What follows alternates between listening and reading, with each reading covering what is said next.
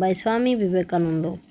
After culling those ideas systematically from the complete works of Swami Vivekananda, published by us, a compilation entitled Personality Development was published by Sri Ramakrishna Ashrama, Mysore in Delhi in December 1999. The booklet, including an illuminating introduction for which we owe grateful thanks to its writer. We now have great pleasure in reprinting this book, hoping that the readers, particularly the younger generation, will be greatly benefited in their efforts towards personality development. Introduction.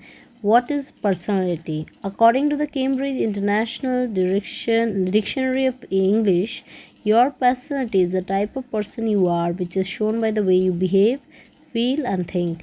Personality, according to the Longman Dictionary of Contemporary English, is the whole nature or character of a person. How a person behaves, feels, and thinks, how he conducts himself in a given set of circumstances, is largely determined by the state of his mind. Mere external appearance or a person's speech or manners are only fringes of one's personality. They do not reflect the real personality. Personality development in the real sense refers to deeper levels of a person. So, a study of a personality should start from a clear grasp of the nature of a mind and how it functions. Necessity to know your mind.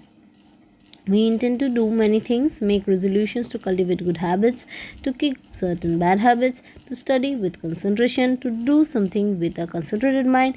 Very often a mind rebels, forcing us to beat or retreat from our efforts at implementing our resolutions. A book is open before us and eyes are open, but the mind has started wandering, thinking of some past events or some future plans. The same thing happens when we sit for a few minutes trying to pray or think of a divine name or form. Says Swami Vivekananda, free. We who cannot for a moment govern our own minds, nay, cannot hold our minds on a subject, focus it on a point to the exclusion of everything else for a moment, yet we call ourselves free. Think of it.